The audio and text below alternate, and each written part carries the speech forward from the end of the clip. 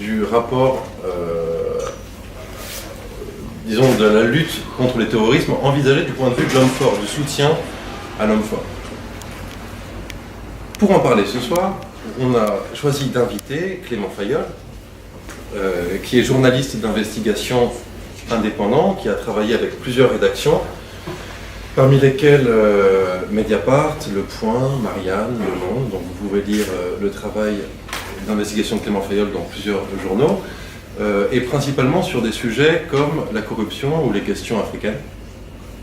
Et Clément Fayolle est l'auteur d'un livre qui vient de sortir, coécrit avec un journaliste du Wall Street Journal, Benoît Faucon, un livre important sur Daesh qui s'appelle Un cartel nommé Daesh, aux éditions First, je ne compte pas. Et donc un livre important sur Daesh, puisqu'on aura l'occasion d'en reparler dans la conférence. Il a pris le pari, en gros, d'interroger la structure, le fonctionnement de Daesh, non pas comme une puissance militaire ou une puissance uniquement terroriste dans son mode d'action, mais aussi dans le détail de son organisation mafieuse. Donc, ce qui a toute une série de conséquences intéressantes pour anticiper l'évolution du phénomène Daesh.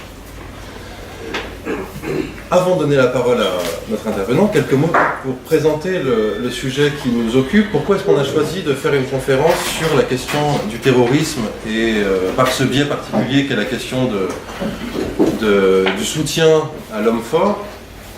C'est parce qu'on constate que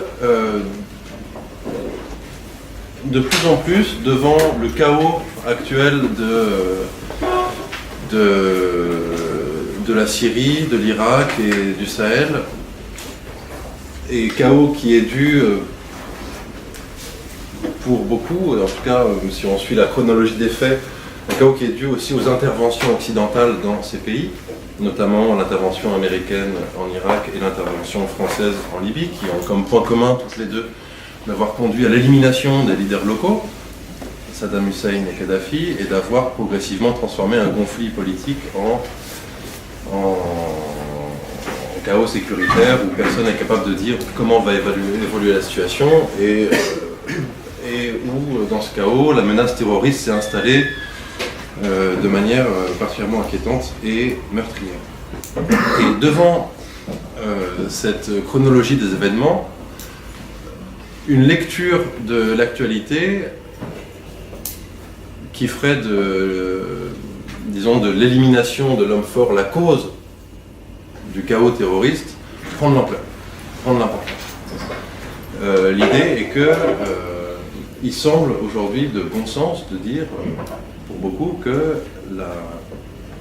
le seul recours possible contre le terrorisme, contre la désagrégation de ces pays, serait de soutenir, au fond, les leaders locaux, quand bien même ils sont autoritaires et ne satisfont pas aux critères d'une démocratie ou des droits de l'homme. Ce qui nous a intéressé dans cette évolution du discours sur la Syrie, sur l'Irak et sur l'Afrique du Nord, la Libye en l'occurrence, c'est que cette idée d'un soutien à l'homme fort, d'un soutien aux dictateurs contre le terrorisme, a avec elle aujourd'hui, simplement comme une preuve par le chaos, l'argument du bon sens. Ça semble de bon sens, d'expérience, on voit que ces pays sont partis en fumée à cause de la disparition de ces leaders. Et donc, ça se présente comme une position pragmatique. Donc, première question pour Clément. Quelle est, en gros, l'originalité de ton angle de journaliste d'investigation pour parler de ces questions? Devant cet argument pragmatique, le retour à l'homme fort et le remède contre le terrorisme. Déjà, c'est important d'expliquer que moi, je ne me positionne pas comme un expert. Ma démarche, c'est vraiment celle d'un journaliste d'investigation qui va chercher des faits, qui sont intéressants pour le public, qui les vérifie et qui a un rapport avec l'intérêt général. C'est-à-dire que une information m'intéresse quand elle est importante et qu'elle peut alimenter le débat public ou un certain nombre de positions. Sur la question de la politique étrangère, de la France ou de n'importe quel pays, c'est particulièrement important que je rappelle ça parce qu'il y a un certain nombre de critères qui sont importants pour définir une politique internationale.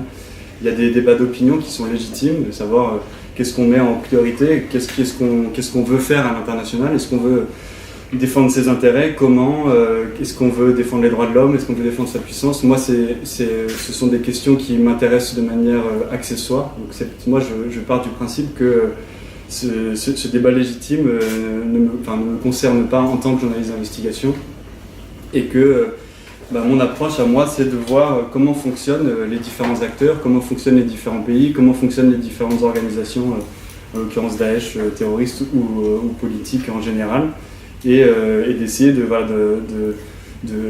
donner des instruments aux politiques pour qu'ils sachent un peu mieux de quoi on parle. Donc ça, c'est pour dire qu'on peut arriver avec n'importe quelle approche de la politique internationale. Moi, ça m'est un peu égal, mais autant savoir de quoi on parle, en fait.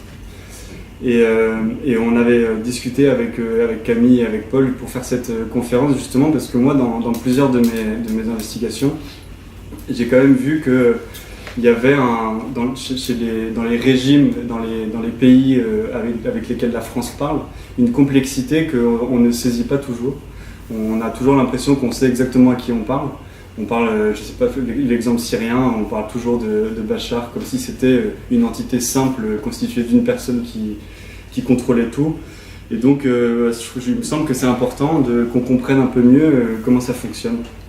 Notamment parce que, comme Camille l'a dit, il y a c'est pas le discours dominant, mais il y a quand même un discours qui prend de plus en plus d'importance, qui est de dire on a besoin d'un homme fort, on a besoin d'alliés qui contrôlent bien leur pays pour mater le terrorisme. Et c'est quelque chose qu'on entend aussi, comme Camille l'a dit, parce qu'on prend des exemples très précis, les plus emblématiques étant Kadhafi ou Saddam Hussein, et on nous dit c'était mieux à l'époque de Kadhafi et de Saddam Hussein, parce qu'au moins on n'avait pas les problèmes terroristes qu'on a aujourd'hui. Donc voilà, c'est pour ça que je pensais que c'était une bonne chose d'amener certains éléments de mes investigations pour un peu remettre en question cet argument un peu général. Donc il y a 3 aspects qui me semblent importants à aborder. Déjà, je pense qu'il faut essayer de comprendre, en regardant les faits, il faut essayer de comprendre qu'on ne peut pas voir les problèmes actuels sécuritaires et terroristes et autres en se focalisant uniquement sur 10 ou 20 années. C'est-à-dire que dire que ce qui arrive aujourd'hui et le fait qui s'est passé pendant les printemps arabes, c'est une vision qui est trop simpliste. Le chaos actuel, les mouvements terroristes ont leurs racines dans des organisations qui sont plus anciennes, sur lesquelles on peut travailler, dont on voit l'origine, dont on voit les interactions avec un certain nombre de puissances. Et ça, c'est quelque chose qui est important à voir. La deuxième chose, c'est de voir aussi que souvent dans les racines même de ces mouvements terroristes, il y a une implication, soit par omission, soit même par complicité des régimes autoritaires eux-mêmes. Et ça, c'est quelque chose qu'il faut comprendre, parce qu'un chef d'État a un rapport avec sa société civile, et si de cette société civile jaillissent des groupes terroristes, il faut comprendre en quelle mesure il est responsable, par incompétence ou par calcul politique. Et ça, j'ai plusieurs exemples que je vais vous exposer. Et ensuite, la dernière partie, et ça c'est quelque chose qu'on a pas mal montré dans le livre que j'ai fait avec mon co-auteur, c'est que il est devenu assez simple pour un certain nombre d'États, notamment au Sahel mais aussi au Proche-Orient, d'instrumentaliser la peur sécuritaire qu'il y a chez nous en se présentant comme des remparts contre le terrorisme. Et donc certains sont même allés jusqu'à, et on verra le cas de la Syrie, à être un peu à l'origine même de certaines organisations terroristes, en les laissant prospérer et pour pouvoir les avoir sous la main comme argument dans les négociations politiques. Donc ça, c'est en gros les sujets qu'on va aborder. Donc j'ai bien compris. Donc le premier point, en gros, dans la démarche et l'originalité de ton angle, c'est d'éviter, par un travail de recherche de faits, les positions simplistes, notamment qui se concentreraient sur une actualité de trop courte vue, sur ce qui se passe au Moyen-Orient, au Sahel. Alors quel simplisme, en gros, on peut partir d'une question aussi générale que celle-ci, quel simplisme on peut dénoncer dans cet argument qui semble être un argument fondé sur les faits, que c'est dans la chute de l'homme fort que s'enracine le chaos terroriste, que s'enracine en gros en l'occurrence Daesh en Syrie, ou l'espèce de troubles incontrôlables du Sahel en ce moment. Là, je pense quelque chose que vous avez tous entendu, c'est une expression qui est de la même manière que le terme de printemps arabe a été un peu exagéré. Il a tout de suite laissé sa place à une contre-analyse assez répandue qui parlait d'hiver islamiste. C'était quelque chose que tout le monde a beaucoup dit. C'est-à-dire en gros, les peuples se sont soulevés, ils ont fait tomber des régimes pour certains, et le résultat, c'est qu'on a vu émerger un certain nombre de groupes islamistes. Et ça, c'est quelque chose avec lequel je pense qu'il faut faire assez attention, parce que ces gens ne sont pas arrivés de nulle part. Il y a des islamistes qui ont pris le dessus une fois que les hommes forts sont tombés. Et justement, on peut retrouver un certain nombre de racines dans les régimes eux-mêmes et dans les pays desquels ils sont issus. Il y a un certain nombre de choses à regarder, notamment sur la manière avec laquelle ils ont été réprimés, le fait que pour beaucoup, on en parlera plus tard pour des cas un peu particuliers, mais pour beaucoup, les prisons même de ces régimes ont été des écoles, ont été des réseaux. La plupart aujourd'hui, si vous regardez les organigrammes des grandes organisations terroristes, les personnes se sont connues en prison, se sont connues dans des conditions particulières.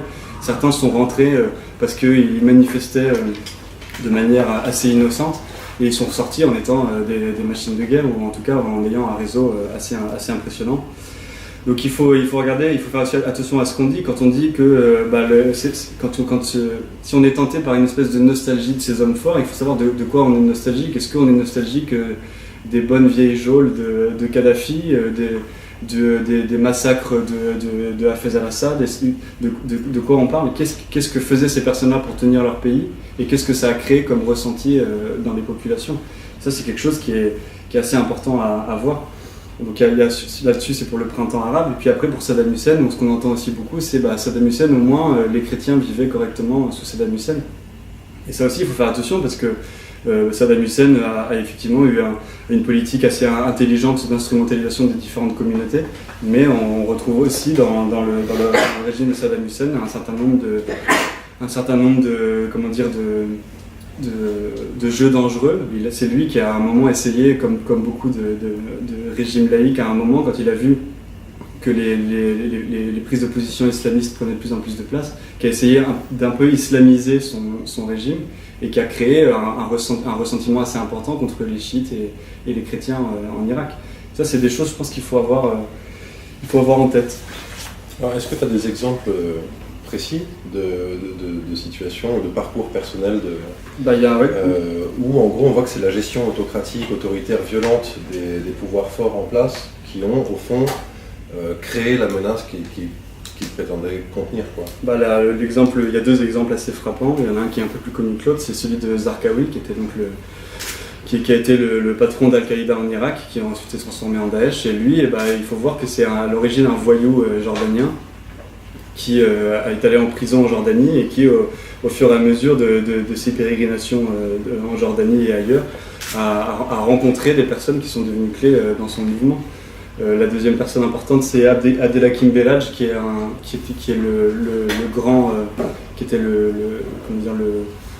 opposant islamiste de Kadhafi, qui lui aussi s'est construit en opposition avec Kadhafi, s'est construit dans une rhétorique assez simple, et pour dire le seul moyen de lutter contre l'arbitraire, de lutter contre Kadhafi, c'est par la voie islamiste. Et des exemples comme ça, il y en a des dizaines. Alors, on entend souvent du coup parce qu'on pense si on n'avait pas éliminé entre guillemets les leaders locaux, on n'aurait pas eu ce chaos terroriste, etc. Et donc on peut imaginer que c'est ce qui donne force au discours qui suppose de s'allier à un pouvoir fort contre le terrorisme. Mais il y a bien un cas concret où on a besoin, si on veut vraiment faire la guerre comme on l'a dit au terrorisme, il faut qu'on puisse s'appuyer sur des régimes, sur des interlocuteurs, sur des alliances locales qui nous permettent de la mener sur le terrain. Par exemple, comment est-ce qu'on fait la guerre au terrorisme en Syrie si on ne s'appuie pas sur les autorités syriennes? Comment est-ce qu'on fait la guerre au terrorisme dans le Sahel si on ne s'appuie pas sur les systèmes en place qui luttent aussi contre? Mais ça, c'est un truc sur lequel j'ai pas mal travaillé. Notamment, j'avais fait une trilogie sur la politique africaine de Hollande, avec justement les différents réseaux, les différents fonctionnements pour faire face à la menace sécuritaire. Et en fait, ce qui est assez impressionnant à voir, c'est que le langage opérationnel a largement pris le dessus sur le langage diplomatique ou politique. C'est-à-dire qu'aujourd'hui, quand on a un problème, quand on a une inquiétude d'ordre géopolitique, on réfléchit tout de suite à comment régler le problème de manière militaire et expéditive. Moi, il y a quelques jours, je parlais avec un haut responsable des opérations secrètes, enfin des opérations spéciales français, et qui me disait, alors lui complètement décomplexé, il me disait au moins quand on récupère quelqu'un, on le donne à nos alliés et le problème est réglé. C'est-à-dire que c'est ça un peu ce qui s'installe, c'est de dire face à un problème extrêmement complexe, il nous faut des solutions simples, il nous faut des solutions opérationnelles.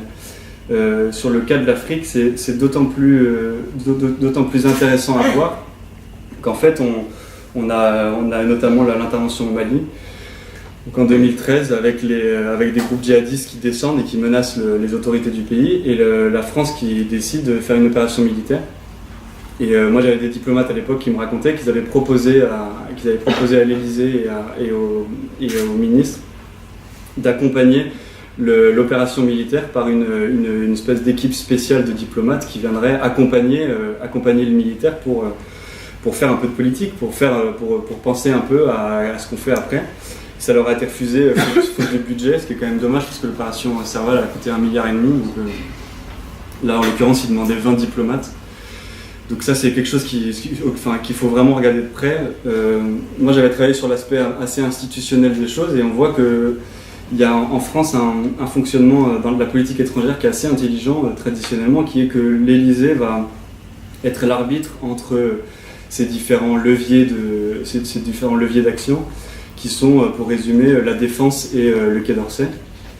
Et ce qui est assez fascinant sur ce sujet sur lequel j'ai travaillé d'Afrique et notamment de Mali, c'est qu'en fait la Défense a vraiment pris le dessus, c'est-à-dire que quand il a fallu gérer cette crise que beaucoup de gens avaient vu venir, sauf ceux qui décident, la solution a été militaire parce que le militaire est capable de proposer quelque chose.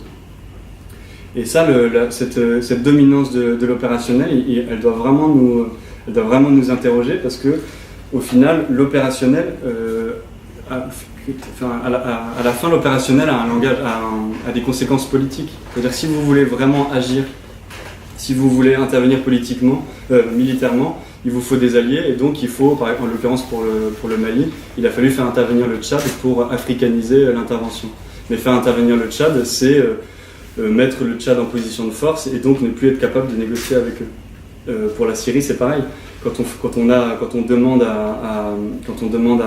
aux Syriens une collaboration sécuritaire, eux ils veulent quelque chose de politique en échange. Donc on finit par arriver dans une situation assez compliquée où l'opérationnel prend le dessus parce qu'on veut vite régler un problème, mais nous engage politiquement et nous empêche de faire de la politique. Alors peut-être qu'on pourra donner des exemples du coup de ce genre de partenariats qui sont créés un peu par accident, on pourrait dire, par cause de nécessité opérationnelle, parce que l'opérationnel a pris le dessus. Mais quand même, juste, je voulais revenir sur ce que tu dis, en fait, même en termes de simple conscience citoyenne, c'est important, je trouve, d'avoir en tête cette espèce de schizophrénie des pouvoirs publics français, c'est-à-dire d'un côté d'être extrêmement précautionneux et droit de l'homiste, entre guillemets, quand il s'agit de diplomatie. Si on prend le cas syrien, par exemple, quand on voit l'absence, on pourrait dire l'absence de pragmatisme du Quai d'Orsay qui, depuis le début de la crise, refuse que les autorités syriennes soient associées au processus de négociation, à Genève par exemple, ou dans d'autres plateformes, parce qu'on ne négocie pas, et c'est une ligne dure avec Assad, etc. Et d'un autre côté, tu parles d'un opérationnel de la défense qui n'hésite pas à filer le sale boulot au régime syrien, comme si du coup c'était de la sous-traitance de politique. Donc cette espèce de schizophrénie entre d'un côté un refus total de discuter avec l'autorité syrienne pour des questions diplomatiques et une sorte de partenariat opérationnel. Comment est-ce qu'on interprète ce grand écart Moi je pense que c'est un problème de doctrine, c'est-à-dire que on pourrait juger, on pourrait évaluer une politique étrangère si on arrivait à comprendre la doctrine qu'elle défend. C'est-à-dire que pendant très longtemps, notamment en Afrique, on avait une vision de la politique africaine de la France qui était celle un peu de la raison d'État, qui était celle de on défend nos intérêts, on défend notre précaré, enfin toutes ces choses qui se sont installées quand on parlait d'Afrique. Et aujourd'hui, effectivement, on n'arrive plus à saisir ça. C'est-à-dire qu'il n'y a pas de... Enfin, moi, je parle quand même souvent à des diplomates, quand on leur demande mais quelles sont les priorités, quelle politique vous essayez de mettre en place dans les négociations concrètes sur différents dossiers. En fait, il n'y a pas de grand concept, il n'y a pas de doctrine. Et c'est là où c'est aussi un problème, parce que se crée un sentiment pour l'observateur, les observateurs que nous sommes, se pose un problème assez important, c'est qu'on a des diplomates qui parlent de droits de l'homme, mais en même temps on a des alliances qui se créent par la force des choses, qui sont en incohérence avec ces principes-là. C'est assez. L'exemple le plus typique et l'exemple qui fait toujours pas mal de bruit, c'est sur les contrats d'armement. C'est-à-dire qu'on va avoir je sais pas, tous les discours politiques des ministres ou des présidents qui expliquent que la France doit être motrice pour les droits de l'homme, etc. Et sur le lendemain, on a un ministre de la Défense qui va vendre des armes pour plusieurs milliards dans un pays qui fait le contraire de ce qu'on a dit. Donc ça devient très difficile à saisir. Et moi, ça c'était à l'époque de François Hollande, et je me rappelle en avoir parlé avec un conseiller à l'Élysée, et qui je disais mais comment est-ce que vous justifiez, comment vous mettez en cohérence le discours officiel avec le fait qu'on ait une alliance stratégique en Afrique avec l'Algérie et le Tchad. Et il répondait non, nous n'avons pas d'alliance stratégique avec eux, c'est-à-dire que c'est même pas pensé. C'est-à-dire que dans les faits, il y a une alliance stratégique, oui, les militaires le savent, il y a des bases militaires au Tchad, il y a des échanges très importants avec l'Algérie qui sont obligatoires pour pouvoir parler du Mali, mais ils ne sont pas assumés. On ne noue pas des alliances pour des raisons politiques. Et ça, c'est effectivement un problème, parce qu'on ne sait plus comment juger, évaluer ou remettre en question les projections françaises à l'étranger. Donc c'est-à-dire qu'il y a une nécessité d'avoir des alliances sur le terrain qui sont faites sans doctrine et qui sont donc des alliances qui mènent à rien en termes de politique, c'est-à-dire qu'on est sûr de rien quand on s'allie par exemple avec, je sais pas, pour la lutte antiterroriste dans le Sahel, on est obligé de nouer des partenariats avec Déby, le président tchadien. Ce que ça peut donner, on n'en sait rien. Donc, en gros, comment est-ce que dans un travail d'enquête, tu peux documenter ce que peuvent donner concrètement ces espèces d'alliances anarchiques, sans doctrine? Est-ce que ça amène à quelque chose? Moi, très concrètement, j'avais travaillé sur le Tchad, qui est un pays que je connais plutôt bien, sur lequel j'ai beaucoup travaillé. Et c'est un exemple assez intéressant. Il y a une présence militaire française assez ancienne au Tchad, donc il y a ce lien qui existe depuis longtemps et qui est de l'ordre de l'alliance stratégique. Mais c'était en 2016, il y a eu des élections au Tchad, et j'avais récupéré un document d'un service français qui faisait une note d'analyse pour le Premier ministre et qui lui expliquait comment il fallait agir sur le Tchad. Et cette note était assez édifiante, parce qu'en fait tout le début du document expliquait qu'il fallait soutenir Idriss Déby, le président tchadien, parce qu'il était plus stable que les autres et parce qu'il avait la capacité de tenir son pays et qu'on ne savait pas quelle était l'alternative. Et surtout qu'en même temps que la France se posait la question de ce qu'il fallait faire au Tchad, on voyait une montée du wahhabisme et une montée d'un certain nombre de groupes islamistes dangereux. Et donc jusqu'ici on peut comprendre la logique, on y adhère ou pas, mais on peut comprendre la logique. Là où c'était plus étonnant, c'est qu'à la fin de cette même note, ils disaient qu'ils observaient que le wahhabisme montait, dopé par le fait que le président Déby tenait son pays d'une main de fer et réprimait dans le sang les manifestations. Donc il y a un cercle vicieux qui est assez dangereux. Et surtout, il y a une vision de la stabilité qui se discute. Moi, j'en ai parlé avec pas mal d'officiels. Ils me disent que Idriss Déby est un allié stable. Ils disent que Bouteflika est un allié stable. N'empêche que Idriss Déby, il y a un grand mystère autour de son état de santé. Il est même plutôt fragile. Et Bouteflika, n'en parlons même pas. Donc juste, je résume sur cette histoire de note des services français sur le Tchad. tout le monde comprenne bien. Donc, il y a une note qui informe l'exécutif français sur le fait que il faut soutenir Déby parce que c'est un relais important dans une lutte contre le terrorisme, et la même note dit que ce qui alimente le terrorisme, et donc c'est la politique répressive de Déby. Ce qui est complètement un bon exemple de politique extérieure totalement contradictoire. Est-ce qu'on peut dire que le partenariat qu'on a eu avec Assad, pour revenir un peu au cas syrien, était de même nature, quoi? C'est-à-dire quand on accueillait Assad pour je sais pas, tout le monde a les images en tête d'Assad invité pour le 14 juillet, reçu à l'Elysée, ou de l'image d'un Kadhafi reçu avec sa tante à l'Elysée. Est-ce que c'était du coup la même logique, quoi? Oui, mais alors quand même pour être encore plus critique, ce qu'il faut, c'est voir que c'est se poser la question encore plus simple que ça, c'est de se dire, mais est-ce qu'on règle les problèmes avec ces gens-là? Quel homme fort a réglé le problème de l'islamisme chez lui? Il y a l'exemple du Tchad, mais l'exemple syrien est quand même assez fort. En 83, il y a le massacre de Hama pour contrer la rébellion des frères musulmans par le père de Bachar al-Assad à Fès. Et on voit que l'islamisme n'a pas disparu de Syrie pour autant, et au contraire, aujourd'hui, il y a des groupes qui se disent les fils d'Hama. Il faut bien voir justement que ce cercle vicieux est assez dangereux. Et après, pour revenir sur ce que tu disais, sur le cas Assad, c'est encore plus grave, parce que nous, dans le cadre de l'enquête qu'on a faite pour le livre, on a trouvé des documents du Parti Baas qui datent de 2007, dans lesquels le Parti Baas, c'est le parti au pouvoir qui fonctionne comme un parti au pouvoir de gouvernement, mais qui a aussi des délégués régionaux et locaux qui servent aussi de service de renseignement. Et donc ce document est en fait c'est un agent d'une région syrienne qui documente les faits et gestes de pas mal de djihadistes liés à Al-Qaïda en Irak, groupe qui deviendra Daesh, notamment parce que certains types que lui voit finissent par être importants dans le dispositif de Daesh, et que c'est sur les mêmes zones.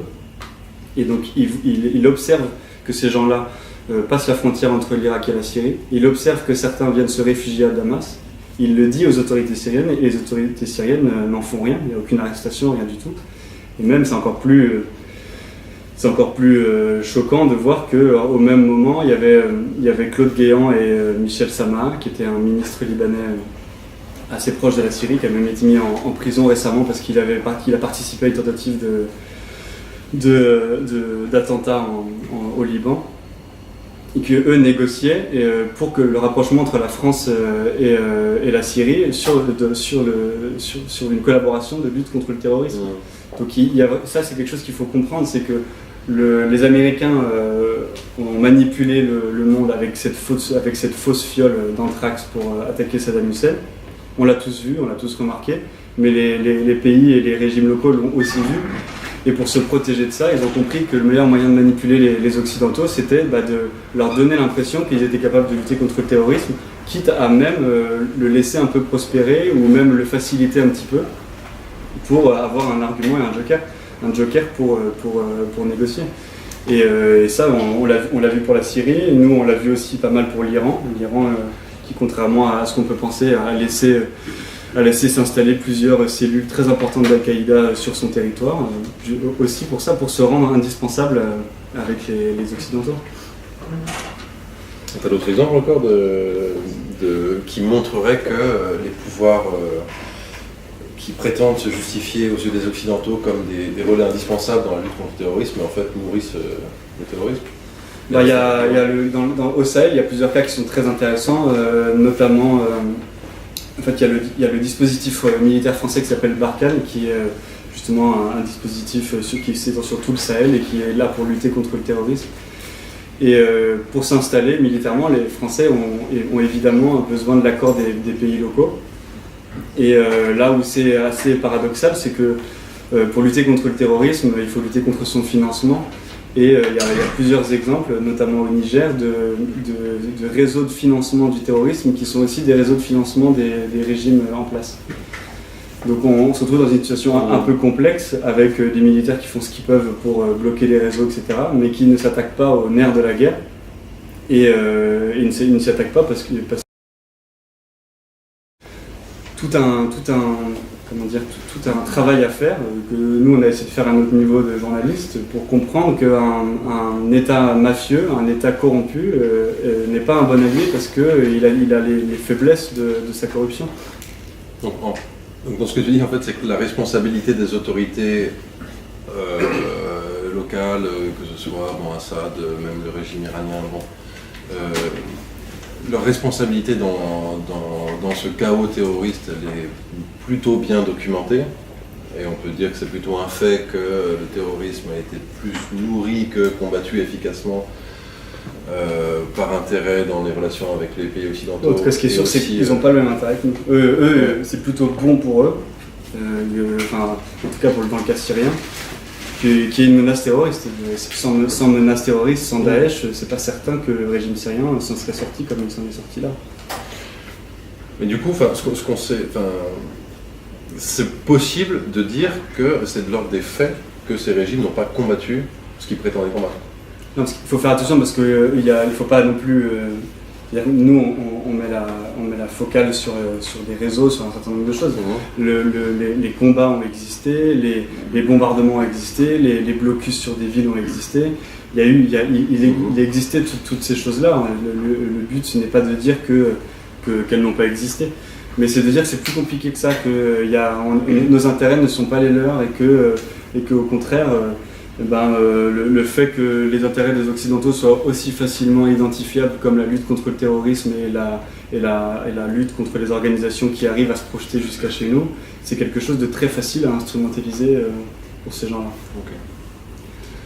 Donc si on peut parler d'une forme de responsabilité des régimes qui ont prétendu gouverner par la force dans l'essor du terrorisme, qui s'installe dans un État failli, qui n'est qu'à une personnalité autoritaire. Ce qu'on sait moins, et ce qui fait aussi l'intérêt du livre que tu as écrit avec Benoît Faucon, c'est que c'est pas uniquement dans l'origine de la menace terroriste que le régime peut avoir sa responsabilité, mais qu'une fois que la menace Daesh a pris forme, est complètement active et indépendante, et se présente comme pour le coup un ennemi de rigueur du régime d'Assad, même là il y a des tractations. Oui, c'était ça pour cette enquête-là en particulier. Notre travail est parti d'un constat assez simple, c'était de dire Daesh existe avec un territoire, existait avec un territoire, mais pour pouvoir exister avec un territoire, avoir autant d'argent à dépenser pour payer des salaires, etc., il ne pouvait pas vivre en autarcie, c'était impossible. Donc nous, on a fait un travail d'investigation qui était d'essayer de cartographier les points de contact qu'il y avait avec d'autres acteurs. Et notamment sur ce qu'on essayait de faire, c'est-à-dire les affaires, les différents trafics. Et on a découvert pas mal de choses assez intéressantes. Bon, il n'y a pas que le régime syrien, il y a beaucoup d'autres choses aussi. On a trouvé des choses sur les Kurdes, on a trouvé des choses sur les Saoudiens, enfin on a trouvé des choses sur beaucoup de gens.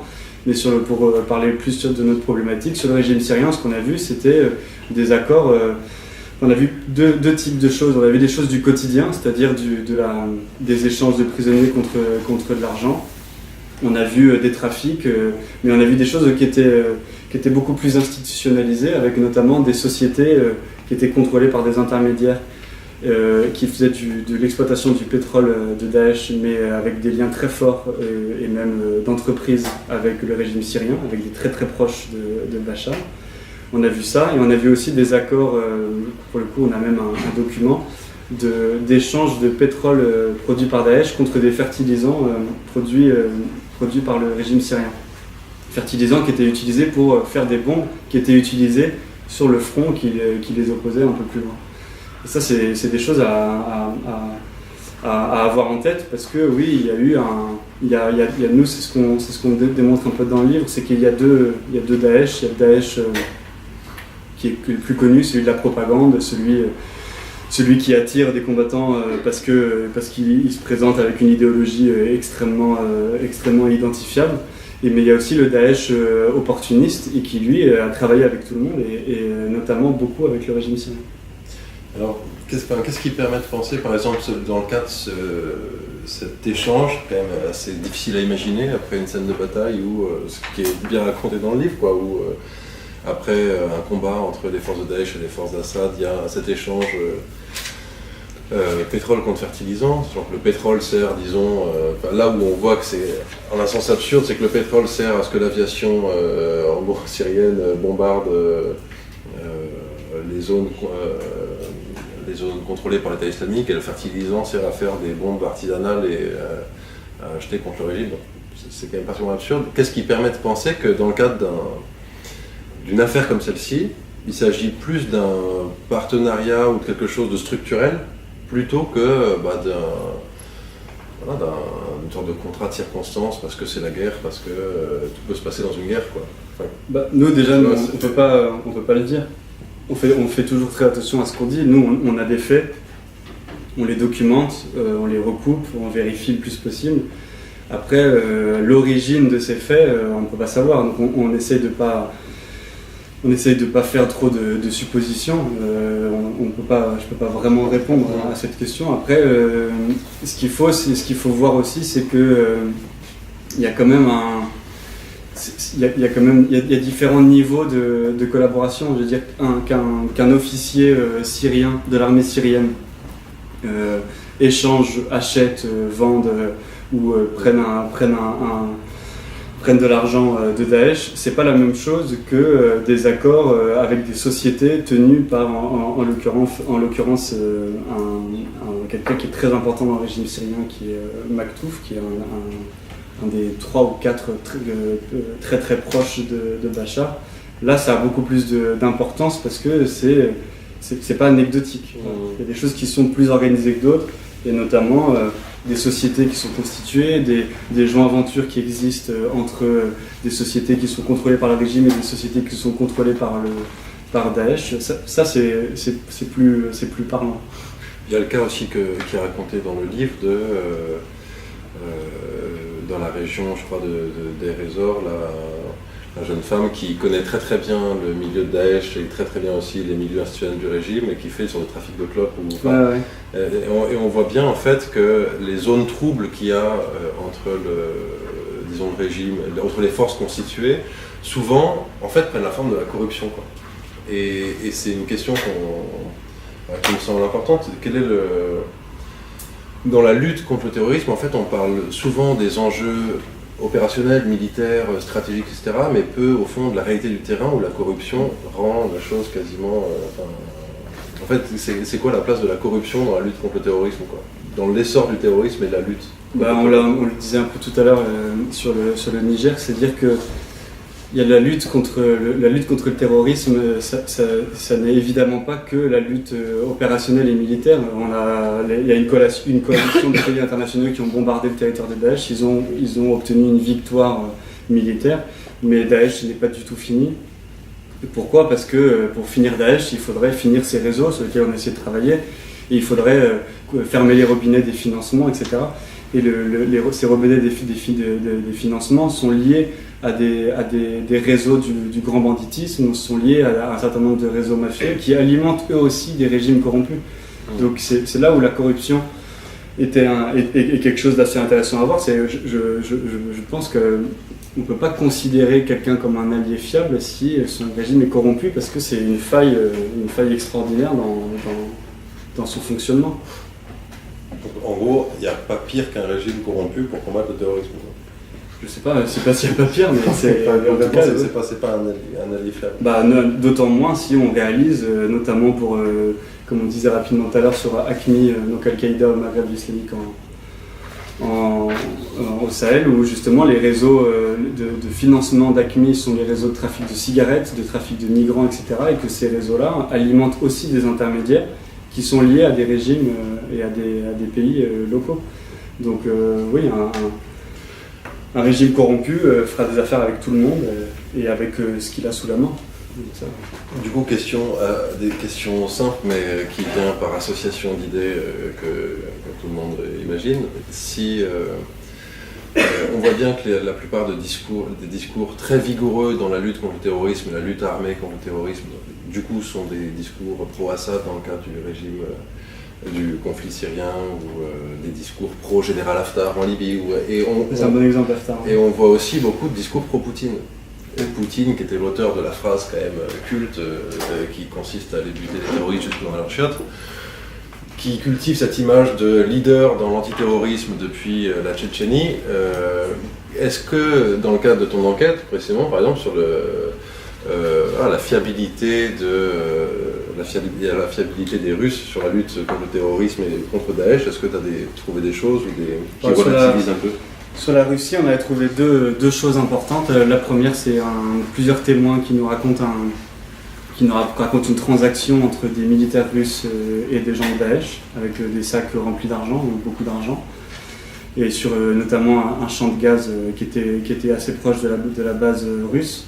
Et la deuxième chose qu'on voit, qui elle est beaucoup plus accusatrice pour le Kremlin, c'est des sociétés qui sont liées à un oligarque qui est très proche de Poutine, qui a vraiment gagné en prospérité en parallèle de la carrière politique de Poutine, qui est Timchenko, et qui lui a créé des sociétés qui étaient justement qui étaient en business et en affaires avec Daesh, notamment pour du gaz et des hydrocarbures. Et donc oui, après sur la Russie, c'est pas là-dessus qu'on a le plus d'éléments, mais on a ces deux choses-là. Et sur le général Haftar, qui est donc le principal, disons que la figure après la chute de Kadhafi, à laquelle se rapproche beaucoup de soutien d'ex-kadhafistes et en gros de combattants contre l'islamisme, contre le terrorisme, etc. Est-ce que tu as des choses sur... Déjà, Haftar, je disais que c'est un bon exemple parce que tout le monde l'a présenté comme le joker un peu laïque de la Libye, en disant qu'il était extrêmement efficace. La vérité, c'est que sur le terrain, il progresse quand même très peu, ça marche pas très très bien. Et en plus, effectivement, il s'est allié avec des affairistes notoires, et notamment un certain nombre de trafiquants, de personnes qui sont aussi... qui changent de partenaire au gré du vent un peu. Donc, pour s'avancer vers une forme de conclusion à partir de tous ces documents, après je pense que c'est bien si on peut revenir plus dans le détail des faits dans la question, mais reprendre la question du début, est-ce que ça a du sens du point de vue d'une enquête de terrain de dire qu'on préfère soutenir Assad que Daesh? Ouais, un discours qu'on entend quand même. On m'a posé pendant une des interviews sur le livre, en hors micro, le journaliste me dit moi je préfère Bachar à Daesh. Moi je lui avais répondu que c'est pas la question. On n'a pas à préférer l'un ou l'autre, on n'a pas forcément à devoir mettre tout le monde dos à dos. C'est plus compliqué que ça. Je sais pas comment dire. Je sais pas, moi nous ce qu'on montre plutôt c'est de dire que si on veut lutter contre une organisation terroriste il faut regarder d'où elle vient, il faut regarder comment elle est financée et il faut regarder comment elle est alimentée et si on voit que les gens avec lesquels on s'allie pour lutter sont alimentés par les mêmes réseaux, par les mêmes flux d'argent, il faut peut-être se poser la question. Merci.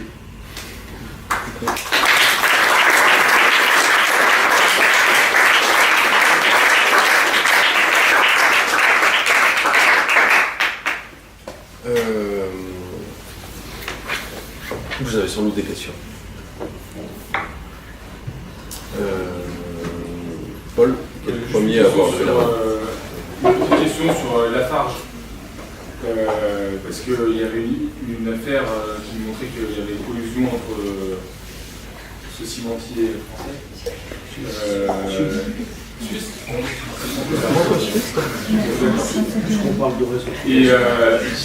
Et Daesh. Je veux savoir si toi tu avais des éléments dessus, sachant qu'en plus je crois qu'on avait appris qu'ils se proposaient pour financer le mur si c'était le genre d'exemple d'entreprise qui fait le lien en fait entre des régimes assez différents. Sur le dossier en particulier, j'ai pas d'éléments nouveaux, sinon j'aurais déjà fait un article, parce que c'est quand même un sujet très, très populaire. En revanche, dans le fonctionnement de ce que j'ai vu de la procédure judiciaire en cours, c'est amusant, non, mais il y a un des intermédiaires qui a permis les versements d'argent de la Farja Daesh. C'est quelqu'un que nous on a identifié dans notre enquête et qui fait aussi le lien avec le régime syrien, justement. C'est quelqu'un qui est à l'origine assez proche même familialement du dispositif sécuritaire syrien. Après, sur ce dossier en particulier, je demande un plus. Ouais. Il y a plusieurs éléments sur lesquels j'aimerais revenir. Parce que vous nous parlez des prisonniers qui étaient dans ces États dictatoriaux, mais il faut quand même rappeler que, par exemple, Abou Bakr al-Baghdadi, qui est quand même le responsable de Daesh, lui, il vient d'une prison américaine, que le terroriste qui a assassiné le père Hamel en France, qui venait d'une prison française et qu'on a été incapable, alors qu'il avait annoncé ses actes, on a été incapable de l'en empêcher, que la France parle beaucoup, mais que quand on voit Omar Homsen qui, dans la région de Nice, réussit à recruter 60 personnes sur 2 ans en les envoyant en Syrie avant qu'on ne réagisse. On a réagi après que la filière soit atteinte. On se pose des questions. C'est pareil, vous parlez beaucoup de guerre contre le terrorisme. Il faut quand même rappeler que la guerre contre le terrorisme, c'est un non-sens au niveau sémantique. C'est un mode d'action, le terrorisme. Donc là aussi, il faut se poser la question par rapport aux États, c'est de se dire, avec un chef, même un dictateur, on sait à qui on parle. On sait qu'il y a des réseaux, mais on a une personne identifiée. Tandis que c'est plus compliqué de parler à des groupes dispersés comme le Front Al-Nosra, Daesh ou tous les sous-groupes qui existent dans cette région. Et enfin, quand vous dites qu'on intervient en Afrique sans réellement savoir ce qu'on fait, je ne suis pas tout à fait d'accord avec vous, parce qu'on a intervenu assez rapidement à la demande du gouvernement malien. On a intervenu à côté du Kenya, du Tchad, certes, mais on n'est pas intervenu qu'à côté de ce pays-là, on a intervenu avec tous les pays de la région, avec la formation du groupe G5 Sahel. Après, c'est Boko Haram, ça. Oui, mais c'est Boko Haram, mais c'est tous les groupes terroristes oui, c'est 2015. C'est tous les groupes de la région qu'on a réussi à souder, mais là, la France n'y est pas, donc c'est autre chose. Oui, non, mais si, la France y est indirectement, parce que l'armée française forme tout le groupe militaire du G5 Sahel avec l'objectif de prendre la part la moins active dans ce conflit et de laisser le plus possible la main aux Africains, en sachant que nous n'avons pas les moyens de gérer toute la zone, qui va tout de même du Mali jusqu'à la Centrafrique. Donc militairement, on est incapable de gérer toute cette zone, c'est pour ça qu'on s'appuie sur ses alliés, le Tchad au début et le Mali et l'armée malienne. Mais il y a quand même des grands principes qui existent, c'est qu'on ne veut pas remettre en question les frontières des pays africains, sachant que si on commence à contester des frontières qui sont toutes contestables parce que tracées par les Français et les Anglais, l'Afrique partira dans tous les sens. Donc les frontières, on veut les garder fixes, ce que ne veulent pas faire les groupes terroristes qui sont transfrontaliers. Donc il y a beaucoup de points comme ça qui expliquent l'action de l'armée française et du gouvernement français. Et il faut rappeler que même s'ils n'ont pas accepté les ambassadeurs, comme vous disiez, les ambassades françaises dans ces différents pays agissent toujours. Je sais pas trop quoi dire. Moi, je dis pas que la France agit mal. Je dis pas que les militaires français font pas leur travail. Je dis simplement que, et puis vous savez un peu ce que vous dites à la fin, c'est que en fait ces interventions militaires, cette vision militaire, a une implication politique qu'il faut réfléchir politiquement, parce qu'elle implique un certain nombre d'engagements stratégiques qui ensuite doivent être passer à la moulinette de ce qu'on veut faire pour régler les problèmes terroristes. Ensuite, la guerre contre le terrorisme, si je l'ai dit, c'est un abus de langage, parce que moi, c'est pas moi qui utilise le terme, c'est justement les militaires et les interventions qui disent nous y sommes parce que nous luttons contre le terrorisme. Les politiques. Ils disent lutte. Oui, mais ce que je veux dire, c'est que sur les questions des frontières et autres, moi, j'ai pas d'avis, puis j'ai pas d'avis à avoir. Moi, j'observe juste que on a une approche opérationnelle de l'Afrique, une approche opérationnelle de notre implication en Afrique, mais que politiquement, on a du mal à voir, on a du mal à expliciter ce qu'on est en train d'essayer de faire. Non, je pense pas que ce soit qu'on ne l'explicite pas. C'est qu'on a du mal à faire des concessions sur certains points. Mais on sait très bien ce qu'on veut faire. En Afrique, on a une politique qui est réglée depuis longtemps. C'est qu'on ne veut pas déstabiliser les régimes. C'est pour ça qu'on accepte des compromissions. Mais on sait très bien sur quel point on veut faire, quelles sont la lutte contre les minorités, qui serait capable de déstabiliser l'Afrique. On sait très bien ce qu'on veut faire. Il me semble que dans le rapport je suis arrivée avec 10 minutes de retard. Peut-être avez-vous donné une définition du terrorisme en introduction? Non. Non. Il faut éviter Voilà. ça. Hein. Parce que là, vous avez parlé finalement des exécutants, un petit peu des régimes dits dictatoriaux, etc. Bon, cela dit, regardons autour avec qui nous sommes alliés. Vous l'avez abordé en une seconde. Mais il y a les financeurs, ce sont aussi des États. Il y a ceux qui fournissent les armes, ce sont aussi des États.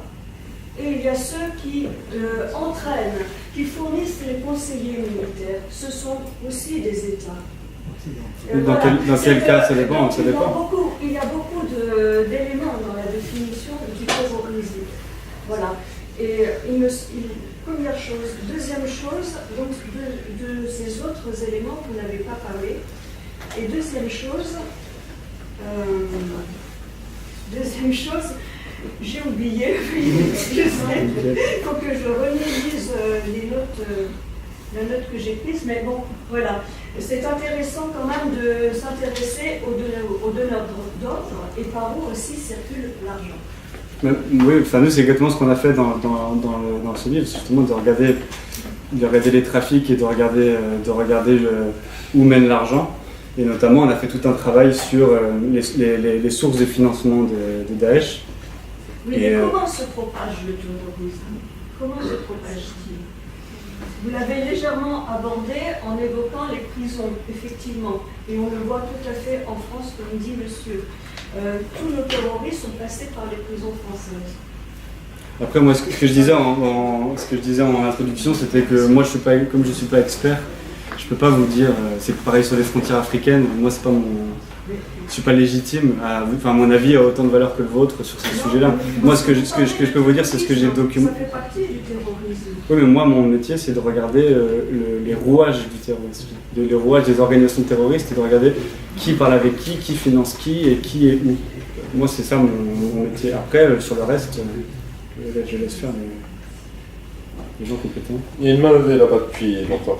Je voulais vous poser une question désolé, je vais changer un peu de sujet. Est-ce que vous pouvez préciser votre propos? Parce que vous avez parlé des diplomates et que vous regrettiez qu'il n'y ait pas de doctrine générale d'emploi entre guillemets du travail de la diplomatie française. J'aimerais que vous précisiez un peu parce que, à mon sens, mon humble sens, en diplomatie on ne peut pas avoir de doctrine puisque justement le but c'est de discuter avec tout le monde, de tout, et d'aller au moins pire finalement pour améliorer les situations. Je pense que... Là c'est déjà une doctrine, alors peut-être que doctrine le mot n'est pas bien choisi, mais c'est de dire d'avoir au moins une définition de ce que sont les intérêts de la France et de ce que la France veut être à l'international. Parce qu'en fait on a l'impression de faire un peu du cas par cas. Sur deux pays différents, on va agir de manière très différente, dans deux situations différentes. On va avoir deux logiques qui sont opposées. On va aller quelque part, on va expliquer que la France défend les droits de l'homme, on va aller ailleurs et on va faire des contrats d'armement énormes qui vont renforcer un pays qui ne défend pas du tout les droits de l'homme. Donc c'est plutôt ça que je voulais dire, peut-être que le mot doctrine n'est pas adapté, mais c'est de dire au moins d'avoir une cohérence générale et de savoir qu'est-ce qu'on veut faire, parce que c'est ce que Camille disait tout à l'heure sur la Syrie, ce qu'on a du mal à... Ce qui est difficile à comprendre, c'est que nos diplomates soient partis tout de suite. Les diplomates ne sont pas restés. En gros, on leur a expliqué Ils nous ont expliqué qu'ils ne pouvaient pas parler avec ces gens-là et qu'il fallait partir. Et donc, ils n'ont pas fait leur métier. Enfin, ils ont pas... Ils ont reçu l'ordre de partir, les diplomates. Messieurs, juste pour reprendre un élément de votre question, quand vous avez raison de dire que une administration comme celle de la diplomatie française n'a pas à promouvoir une doctrine trop rigide parce qu'elle doit précisément être souple et combinée, composée plus exactement avec les situations dans leur diversité. En revanche, pour donner un écho de ce qui se passe, de comment sont vécues les choses au Quai d'Orsay, notamment sur les questions qui nous ont occupés, où on a beaucoup parlé de la politique arabe de la France depuis le général de Gaulle, qui a donc quand même plusieurs principes qui ont tenu, qu'on dit classiquement, jusqu'à Chirac et Villepin. Et qui était vraiment une doctrine, par exemple, avec une sorte de constante dans le traitement et l'accompagnement de chaque conflit, même les plus complexes comme Israël-Palestine, etc. Tout ça, et c'est plus, encore une fois, le sentiment des diplomates, c'est qu'effectivement, il y a eu une franche rupture à partir du moment où les intérêts de la France, pour des questions qui sont entre autres budgétaires, sont devenus les intérêts économiques de la France. C'est-à-dire que les diplomates sont très souvent mis dans une situation où ils regrettent que ce qui doit arbitrer, Clément disait tout à l'heure que souvent dans les cas comme beaucoup en Afrique, c'est l'Élysée qui doit arbitrer entre le Quai d'Orsay et la Défense pour prendre telle ou telle décision. Ce qui va donner raison, parce qu'il va emporter la décision, c'est très souvent des questions qui importent prioritairement à l'Élysée, c'est-à-dire des questions de politique intérieure, du coup variables et qui impliquent du coup un déploiement stratégique hyper aléatoire, et deuxièmement des questions purement d'intérêt économique. L'intérêt de la France, si c'est l'intérêt économique, oui, ça devient très intéressant de vendre pour des points de PIB de l'armement à l'Arabie Saoudite par exemple, pendant qu'on lutte contre le terrorisme. Oui. Et puis c'est vrai que le même, quand on regarde je ne sais pas si c'est le bon mot, mais c'est d'avoir une position identifiable facilement. C'est-à-dire, il suffit de voir au Proche et Moyen-Orient, la France a eu pendant des années ce qu'on appelait la politique arabe de la France, qui était une ligne très identifiée par les pays du Proche-Orient et qui a permis à la France de s'impliquer de manière très efficace dans un certain nombre de dossiers. Ce qu'on appelle le gaulo-mitterrandisme, qui est une espèce de position française un peu intermédiaire entre les États-Unis et la Russie. Enfin, il peut y avoir parfois une espèce de grande ligne directrice qu'on peut qualifier de doctrine ou en tout cas de priorité stratégique.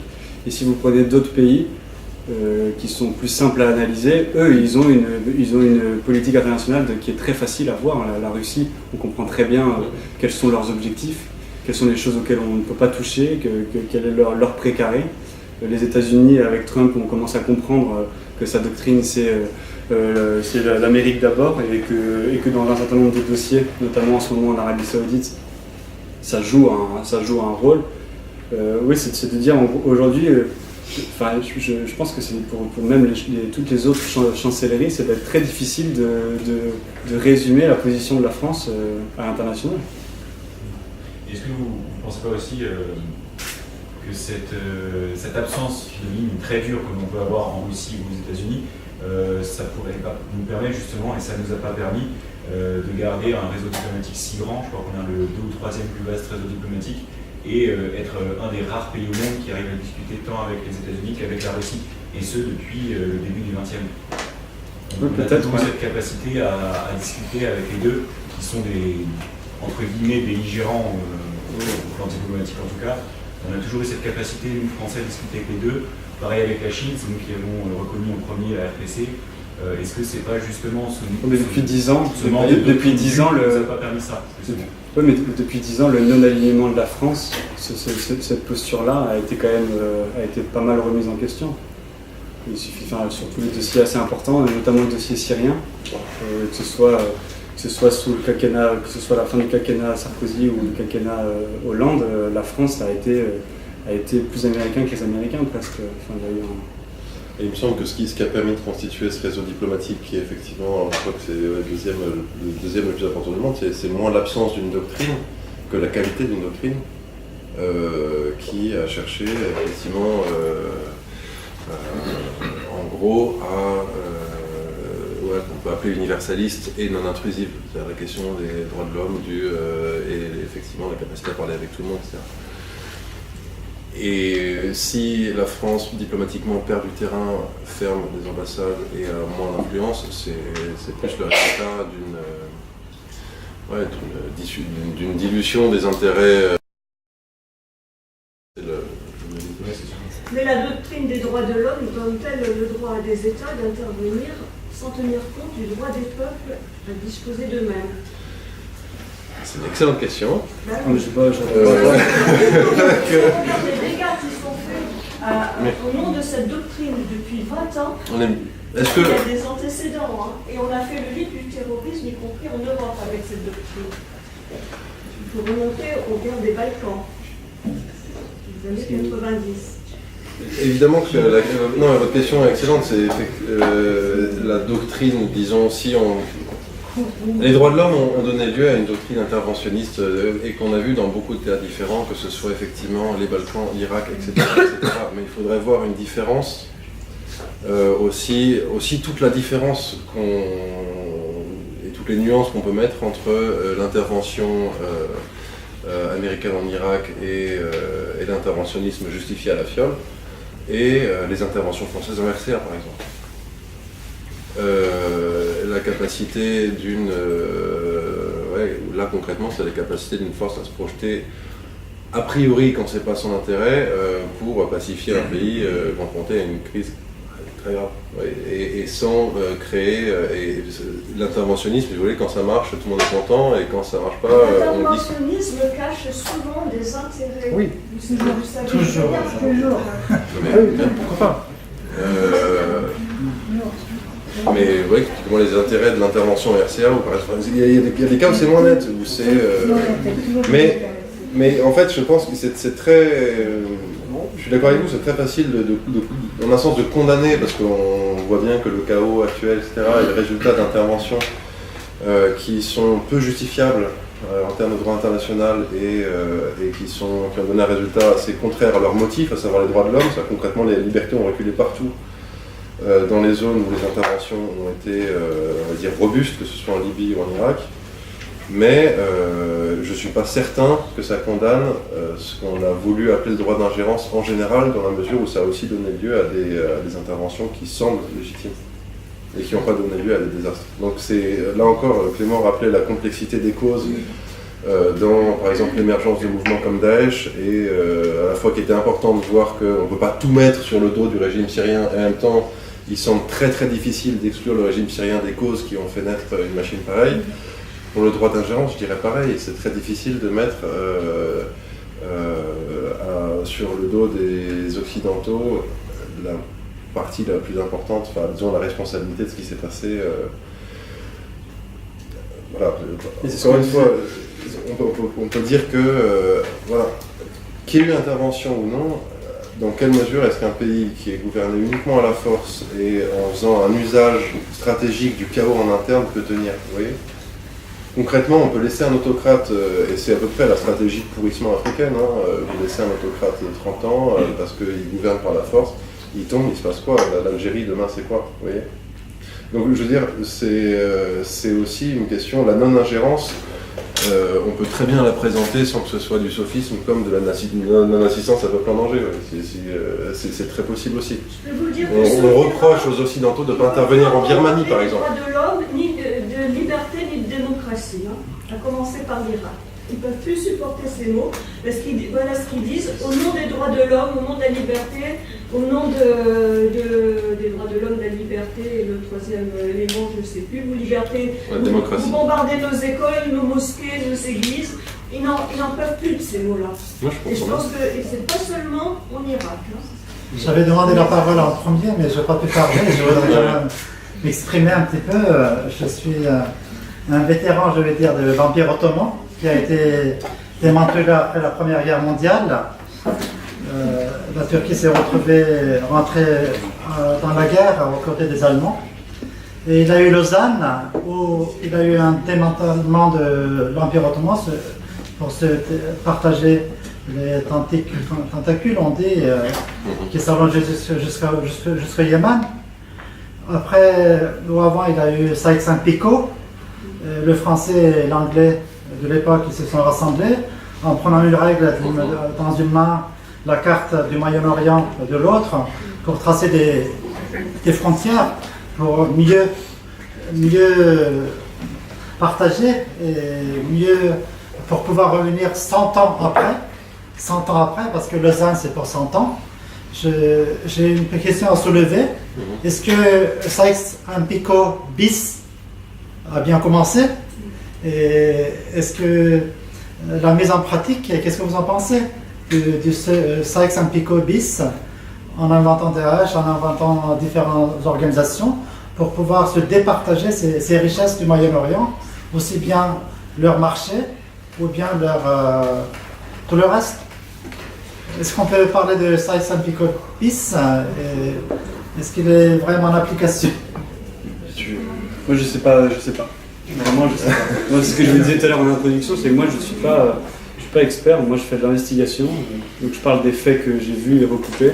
Après je suis très content que ça crée un débat et que toutes les analyses sont bonnes à écouter, mais moi personnellement je sais pas.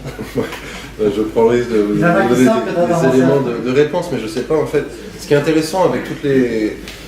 effectivement, tous les problèmes, si on inscrit les drames actuels du Moyen-Orient, notamment dans la longue durée, on voit que ça a un lien très fort avec ce que vous avez rappelé, à savoir le démantèlement de l'Empire ottoman, qui s'est fait non pas uniquement après la Première Guerre, mais sur des siècles, et en un sens qui, depuis le XXe siècle, a été assez traumatisant politiquement, si on met entre parenthèses la période du nationalisme arabe, où il y a eu une forme de retour à une sorte de nouvelle cohérence de la politique arabe faite par les Arabes eux-mêmes. Le XXe siècle a été assez traumatisant pour les nations arabes parce qu'elles ont perdu cette forme qu'était l'Empire ottoman. On interprète souvent Sykes-Picot en 1916, si je ne m'abuse, comme la cause d'un partage un peu comme je vous avez appelé sur l'Afrique, c'est-à-dire la règle, les frontières, et donc comme une forme de domination indue des Occidentaux dans la question d'Orient, la manière des Occidentaux d'avoir voulu dominer les peuples orientaux. Et oui, donc aujourd'hui, un Sykes-Picot 2, ce qui poserait quand même plusieurs questions. La première, c'est qui seraient les Anglais et les Français d'aujourd'hui? Je ne suis pas sûr qu'ils soient aussi facilement identifiables pour, disons, se partager les parts du gâteau du Moyen-Orient. Et en fait, moi, ce qui m'intéresse surtout dans cette manière de voir les choses, c'est pourquoi est-ce qu'on a toujours besoin de voir l'actualité du Moyen-Orient comme le résultat de causes complètement exogènes. C'est-à-dire que si ça se passe... vous voyez, dans les analyses des crises au Moyen-Orient, on a soit une analyse qui fait que, en gros, ils se battent parce qu'ils sont comme ça. C'est les sunnites et les chiites. Les chiites, il ne faut pas chercher à comprendre, ça a toujours été comme ça, et c'est normal. Vous voyez. Ou soit, ce qui me semble totalement aberrant, et donc en gros, les causes des conflits seraient endogènes, des facteurs religieux, irrationnels, etc. Donc c'est pas dans les faits, c'est pas ça? Dans les faits, c'est difficile à tenir.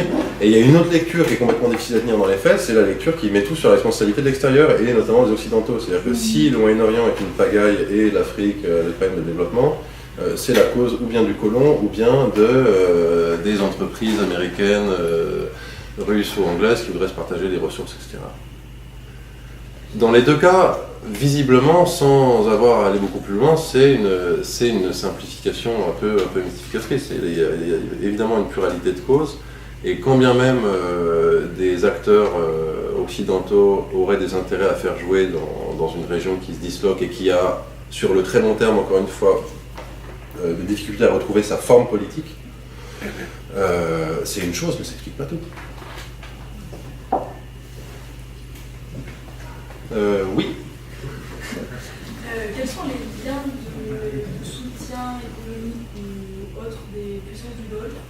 Une autre question qui n'a rien à voir avec la première, est-ce qu'il y a des cas de corruption avérée de la France auprès de Daesh ou des chefs locaux, comme c'est le cas plus ou moins avec la Russie? Pour les pays du Golfe, nous on a beaucoup travaillé là-dessus dans le livre, notamment parce que c'est un peu un lieu commun qu'on entend énormément, qui ne repose pas sur rien du tout, mais de dire les pays du Golfe financent le terrorisme, et en fait personne n'a jamais été capable de vraiment cartographier ce financement-là. Il y a eu un truc qui avait fait un peu de bruit il y a 3-4 ans sur un rapport du Trésor américain qui identifiait quelques gros flux de financement qui venaient du Qatar notamment. Donc il y a une vraie réalité. Mais nous, de notre point de vue d'investigation, ce que nous, on a observé, et qui, quand on réfléchit, est assez logique, c'est que le financement venant du Golfe est très important, mais il est très important parce qu'il vient plutôt des classes moyennes, et c'est plutôt une multiplicité de réseaux qui envoient entre eux, je sais pas, nous en l'occurrence on a pisté des gens qui envoient entre 5 et 20 000 dollars, mais qui sont en de très grandes quantités de personnes. Il y a beaucoup de gens qui font ça. Et nous, Pays du Golfe, juste, c'est plutôt quel pays du Golfe? Là, en l'occurrence, nous, ce qu'on a trouvé, c'est l'Arabie Saoudite. Et il y a plusieurs choses importantes. Il y a notamment des prêts à la consommation où on ne vérifie pas exactement ce que les gens font. Nous, il y a un type qu'on a identifié qui a fait un prêt à la consommation pour s'acheter une voiture. En fait, il va en Syrie, il s'achète une Kalachnikov et quelques trucs pour son kit de combattant. On a identifié aussi une filière de femmes saoudiennes qui font passer des lingots d'or, des bijoux, etc., qui les amènent jusqu'en Syrie. Et ensuite, il y a toute une organisation avec des associations et autres de dons islamiques qui finissent par se retrouver jusqu'à Daesh. Et on a aussi identifié une banque qui est liée justement à des flux financiers assez importants vers Daesh. Mais encore une fois, nous, moi je vous parle que de ce que j'ai vu. Après, j'ai une opinion, mais elle n'intéresse que moi. Mais oui, sur les pays du Golfe, on a quand même trouvé quelques trucs. Et je ne me rappelle plus les otages. Les otages, c'était ça votre question si... Est-ce qu'il y a des cas de corruption de la part de la France? En fait, des cas où le gouvernement a traité directement avec Daesh ou avec le régime en place? Nous, on n'a pas vu ça. En revanche, ce qu'on a vu, qui est assez important, c'est qu'on a vu plusieurs témoins qui nous racontent que des Kurdes, qui sont donc nos alliés locaux, enfin en tout cas une brigade kurde a vendu des armes flambant neuves américaines à des gens de Daesh. Et les témoins qui nous racontent ça nous disent que ça s'est fait dans une zone, et on a vérifié, qui est effectivement surveillée par l'armée française. Moi j'ai parlé à différentes sources de renseignements et ils savent que ça existe, mais ils ne peuvent pas le contrôler. Donc c'est plus ce genre de choses-là qu'on a vu qui concerne la France. Après, de cas de corruption française, on n'en a pas vu. Mais aussi parce que sur le sol, il y a des Français, c'est un secret positionnel, mais il n'y a pas une présence française suffisamment importante et identifiée pour que nous, on puisse travailler dessus. Encore une question au fond. Oui, c'est à propos du terrorisme en Syrie, mais alors pas celui de Daesh justement. Est-ce que vous avez fait un peu une investigation justement sur les réseaux d'Al-Qaïda finalement qui ont pris en main une grande partie de la rébellion? Et donc voilà, c'était pour savoir un peu ce que vous en savez là-dessus. Et après aussi, c'était par rapport justement à l'action un peu de la France et des différents acteurs dans la Syrie. Est-ce que justement le fait d'avoir une politique très branchée antiterrorisme en Syrie, la France finalement n'a pas s'est trompée, parce que par exemple la Russie, elle, a mis en place une aide politique et militaire, parce qu'on oublie toujours de dire qu'il y a aussi une aide politique pour pouvoir faire par exemple en ce moment une politique de la main tendue justement vis-à-vis de différents d'opinions qui sont opposés à Bachar pour essayer de ressouder la population et le gouvernement. Donc finalement, est-ce que ma question est double, donc c'est investigation par rapport à ces réseaux terroristes, et le deuxième par rapport à l'action de la France qui au contraire justement a été trop sur la lutte du terrorisme et du coup a complètement raté la question d'Orient. Sur Al-Qaïda, bon, c'était pas le cœur de notre enquête, mais évidemment on a récupéré plein de choses qui le concernent. On a notamment pas mal de personnes qui nous ont parlé, qui sont des anciens de l'organisation, qui sont partis de Daesh parce qu'ils trouvaient que le fonctionnement mafieux ne correspondait pas à ce qu'ils étaient venus chercher et se sont retournés à des factions qui étaient liées à Al-Qaïda. Et ensuite, on consacre une assez grosse partie de l'enquête sur le jeu un peu trouble et un peu dangereux des puissances régionales. Et notamment on documente un petit peu la position d'Israël, et il y a effectivement pas mal de choses qui ont été documentées sur des échanges à la frontière israélienne avec des factions liées à Al-Qaïda. Donc ça, c'est des choses un peu accessoires qu'on a ramassées au passage. Et ensuite, sur la politique de la France, ce qui est sûr, c'est que en tout cas en 2008, ça a fonctionné pour le régime syrien. Enfin, en tout cas, ils ont réussi à un peu à convaincre les Français qu'ils étaient des très bons alliés sur le terrorisme. Et apparemment, ça a suffi. Enfin, il n'y a pas eu une collaboration très étendue sur d'autres aspects. Je ne sais pas si ça répond à la question. Oui. Ah oui. Est-ce que vous avez creusé un peu la question du financement mafieux qui tourne autour de l'immigration, du passage de migrants? Oui, est-ce que vous avez creusé ça? En Libye, oui. En Libye, je répète la question, je pense qu'ils ont pas entendu. Sur les trafics et le financement liés aux migrants. Oui, nous, notamment sur la Libye, on a identifié plusieurs intermédiaires, plusieurs trafiquants. Il y a des gens qui sont liés au Soudan notamment, il y a un certain nombre de personnes qui font ça. Et oui, on a vu qu'il y avait une filière assez importante de migration qui rapportait pas mal d'argent. Nous, il y a des sources Toubou, qui est une tribu du sud de la Libye, qui nous parle de plusieurs milliers de dollars par personne parfois. Et donc ça, on l'a vu. Et ensuite, moi, j'en ai parlé avec des hauts responsables français dans l'aspect sécuritaire, et qui disaient qu'eux étaient un peu dépités parce que le dispositif Barkhane est là pour sécuriser la zone, qui est une zone énorme. Donc il y a énormément de choses qui passent, mais très souvent ils interceptent des cargaisons. Et il n'y a pas de consigne officielle sur ce qu'il faut faire des cargaisons. Donc quand c'est des cargaisons de drogue, ils les détruisent. Quand c'est des cargaisons d'armes, ils les confisquent. Et quand c'est des migrants, ils ne savent pas quoi faire. Quand ils récupèrent des camions remplis de migrants, ils n'ont pas de consigne officielle. Et ils ne sont pas capables, ils n'ont pas de mandat pour arrêter les trafiquants. Donc, rapidement, j'ai une expérience professionnelle en Libye où je travaille pour l'ambassade de France. Et les réseaux existaient déjà. Il y avait déjà des réseaux oui, bien sûr. Carrément. La question que je pose, c'est est-ce que l'Union européenne ne veut pas prendre en main ce dossier ou bien joue uniquement avec nous, l'Union publique locale, avec des je ne sais pas quoi, et n'a pas vraiment d'action. Je ne sais pas si l'action est une façon de penser ou d'agir, mais je me pose c'est une action européenne. Je sais pas, j'ai pas vu. Ok, sans doute pas. Merci. Oui.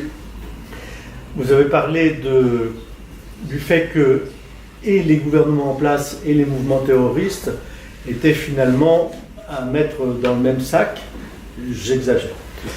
Que tout ça c'était. Enfin, je résume. Il y avait beaucoup de corruption. Vous-même, vous avez dit que les peuples n'arrivaient pas à trouver un système politique, que depuis la chute de l'Empire ottoman, enfin du califat ottoman, supprimé par Atatürk, les pays n'arrivaient pas à trouver de système politique. Bon, mais enfin, il y a quand même eu la chute du Troisième Reich, on s'en est bien relevé, la chute de l'Empire soviétique, les pays sont bien relevés. Est-ce que vous avez trouvé, je me retourne vers vous, est-ce que vous avez trouvé d'autres causes fondamentales pour tous ces problèmes qui en fait vont depuis la Syrie, l'Irak, l'Iran, l'Arabie Saoudite, le Yémen actuellement, la Libye, l'Algérie, on ne va pas peut-être aller jusqu'au Maroc, mais pourquoi pas. C'est quoi finalement le phénomène qui sous-tend tous ces problèmes? Je sais pas. D'accord. Non mais moi je reviens à chaque fois sur mon travail. Moi mon travail c'est de faire des cartographies de réseaux, de personnes qui trafiquent et d'aller chercher des choses précises et factuelles. Après il y a beaucoup de personnes qui écrivent des choses très intelligentes sur ces questions-là et qui analysent et qui ont des approches qui sont plus intellectuels, qui sont plus analytiques, et qui disent ça vient je sais pas, de la sortie de l'époque coloniale, ça vient des différentes transitions, ça vient des problèmes culturels, il y a beaucoup de gens qui réfléchissent beaucoup là-dessus et qui ont ensuite, avec leur sensibilité et leurs opinions, un avis plus ou moins définitif. J'avais une question justement, mais qui me semble intéressante, c'est une question de méthode justement, pour vraiment comprendre l'intérêt et peut-être aussi les limites, parce qu'il y en a dans le travail de journaliste d'investigation, c'est-à-dire que si vous procurez ce livre, non mais ou un autre, mais par exemple, là on est confronté par exemple en lisant ce livre à une avalanche de faits qui sont en fonction de la lecture qu'on va en faire, compromettant. Vous voyez, c'est ça la question. C'est que concrètement, un journaliste d'investigation, il va chercher des faits, les recouper et sortir ce qu'on appelle des révélations, des choses qui n'étaient pas connues. Mais voilà, ce qui fait que les livres de journalistes d'investigation font souvent un buzz, c'est que soit une chose est démontrée, soit des faits sont sortis qui laissent penser que. Et en fait, il y a quand même une sacrée différence, et je reviens par exemple au cas de la question qui nous occupe, à savoir est-ce qu'on peut bien dire où c'est Daesh ou c'est Assad, en gros. Je reprends l'exemple d'un échange, d'une affaire conclue entre le régime syrien et des officiels et des cadres de Daesh. Donc c'est possible de documenter un fait. Il y a eu une transaction de pétrole contre des fertilisants dans un cas où il y a beaucoup d'autres exemples en gros de deals entre deux administrations finalement. C'est possible de documenter les conditions dans lesquelles sont passés ces deals, mais en revanche, le problème qui se pose quand on cherche à documenter un fait, c'est de savoir ce que le fait atteste. Où là, il y a toujours une prise de position, quelque chose qui dépasse en un sens un travail, qui dépasse les limites d'un travail de terrain, à savoir concrètement, ok, le fait c'est ça, mais qu'est-ce qu'il atteste? Dans le cas qui nous occupe la conférence ce soir, ok, on sait qu'il y a toute une série de deals qui viendraient au moins nuancer dans les faits l'idée que Daesh et Assad sont des adversaires hermétiques. Après, qu'est-ce que ça atteste? Que c'est une situation de guerre où tous les coups sont permis, et que, de fait, dans une stratégie de destruction réciproque, la montée aux extrêmes va tellement loin qu'on n'est pas à ça près. Tu vois ce que je veux dire? Et donc, ça n'engage pas... Est-ce que ça attesterait tout à fait autre chose que des partenariats stratégiques, par exemple? Ou ce qui était plus... ce qui vient à l'esprit quand on laisse imaginer que... en gros, qu'on doit interpréter des faits comme Assad... laisse, par exemple, s'installer des terroristes irakiens sur le sol syrien, en même temps qu'il va dire aux Américains qu'ils s'engagent fermement dans la lutte contre le terrorisme. Tu vois. Donc, quels sont les... Je repense à d'autres cas, par exemple, pendant la guerre civile au Liban, la plupart des armes venaient des Balkans. Alors, est-ce que ça veut dire que les anciens combattants des Balkans soutenaient telle ou telle communauté en conflit au Liban, ou est-ce que c'est juste qu'ils voulaient se débarrasser des armes?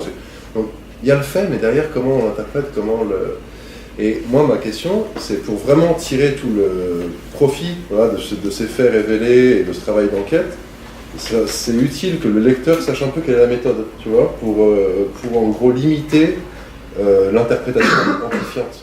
En gros, ça veut bien dire que mais après, c'est ce que je disais la doctrine est justifiée. tout à l'heure, quand je disais que moi je vois mon métier d'investigation comme un métier de chercher une information qui est dans l'intérêt général ou dans l'intérêt public. C'est pour dire que cet intérêt public va inclure toutes les formes de sensibilité sur le sujet traité.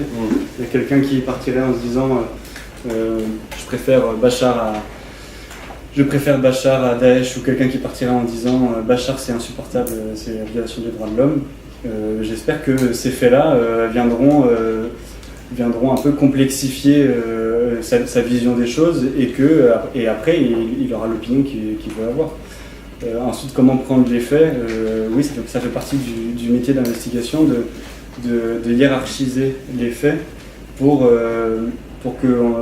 que les personnes qui lisent identifient facilement ce qui est anecdotique, mais qui est quand même intéressant, ou ce qui est structurel, ou ce qui est une vraie compromission générale. Après, voilà, je pense qu'un article ou un livre d'investigation bien fait, c'est un livre ou un article qu'on lit où on apprend des choses et qui viennent donner l'impression que les choses sont un peu plus compliquées que ce qui semblait et qui viennent un peu remettre en question ce qu'on pensait savoir pour ensuite se forger une opinion, même si c'est la même qu'avant, mais qui repose en tout cas sur un tapis d'éléments un peu plus fournis. Du coup, juste après, je te donne la parole. Question hyper concrète, pétrole contre fertilisant, c'est anecdotique ou c'est paradigmatique? C'est plus important, en tout cas c'est plus important que de faire passer un sac d'argent sous les pattes d'un hélicoptère ou ce genre de choses, ça c'est sûr. Pour ce qui est du pétrole, il faut bien penser que la Syrie est en guerre depuis 2011, ça fait 6 ans de guerre. Il faut bien faire tourner, même si c'est extrêmement au ralenti, l'économie du pays. Le pays, pour tourner, a besoin de pétrole. Mais est-ce qu'il faut l'acheter à Daesh, oui? Oui, mais c'était leur puits de pétrole, je vous signale. Oui. C'est une chose de ne pas réussir à le récupérer, c'est une chose de l'acheter. Voilà. C'est encore pire d'acheter son propre pétrole. Oui. Et nous-mêmes en France, n'importe quel pays qui est en état de guerre, pour sauver sa population, vous avez parlé de hiérarchie, des priorités, effectivement, va être amené à faire des choix qui peut-être plus tard seront jugés à l'aune du contexte actuel et qui ne pourront plus être compris. Voilà, c'était juste cette petite remarque. 6 ans de guerre. Parce que justement, sur la guerre, ça n'interroge pas ce qu'on entend par guerre en fait. Donc, j'imagine que quand la France était en guerre avec l'Allemagne, c'est pas des échanges tranquillous Si. En tout cas, ça montre que ce qu'on appelle guerre, c'est pas une hostilité hermétique entre les deux blocs. Et en fait, moi, je voulais t'interroger sur parce qu'il y a un point aveugle dans toutes ces discussions. C'est que c'est la question de la révolution en fait. C'est-à-dire que est-ce que je pose une question très cynique en fait, mais Clément, je sais que tu vas pas répondre, mais je vais à la fin poser une question à laquelle je pourrais répondre. C'est est-ce qu'il n'y a pas une sorte de gouvernement de ces pays plus sur une modalité autoritaire, mais sur une modalité guerrière. C'est-à-dire qu'en fait, ces pays sont devenus tellement hostiles au gouvernement autoritaire qu'en fait, il y a une sorte de basculement conscient ou inconscient dans lequel ils se disent en fait, on a plus intérêt à ce qu'il y ait une guerre, parce que s'il y a une guerre, là, disons, le peuple va se tenir relativement à carreau. Puisque le peuple sera obligé de choisir son camp. Choisis ton camp, camarade. Et donc, est-ce qu'il n'y a pas... est-ce que c'est pas un laboratoire hyper intéressant en termes de philosophie politique? Parce que ce qu'on y voit, c'est qu'on a une sorte de gouvernement complètement paradoxal de ces peuples, non plus seulement sur le mode classique du dictateur, mais sur le mode guerrier, qui fait qu'en fait, on a deux acteurs entre lesquels on nous sommes de choisir, Daesh ou Bachar, mais qui en fait, objectivement, c'est hyper cynique ce que je dis, ont des intérêts en commun, c'est qu'il existe une guerre pour que leur population soit bien soudée. Et du coup, la question que je te pose, c'est, il y a un truc hyper connu qu'on dit très souvent, et je voudrais savoir si c'est vrai ou pas, c'est au début de l'insurrection en Syrie, on a dit qu'en fait, Bachar avait libéré des prisonniers dont il savait pertinemment que c'était des leaders islamistes, en se disant je vais infester l'insurrection, notamment aux yeux des pays occidentaux, et comme ça, précisément, j'aurai par la guerre une légitimité. C'est vrai. C'est vrai, alors si je peux même répondre au milieu un tout petit peu, avec des faits, c'est ce qui est assez intéressant à décrypter dans un pays autocratique qui fonctionne comme ça, c'est de voir un peu quels sont les hommes de confiance et quelles sont leurs positions. C'est-à-dire qu'il suffit de voir un peu les 4-5 personnes clés, enfin vraiment clés et identifié comme tel dans le régime syrien. Il y a les frères Martouf et il y a Maher, et sur les 3 ou 4, il y en a 3 qui sont dans le dispositif sécuritaire.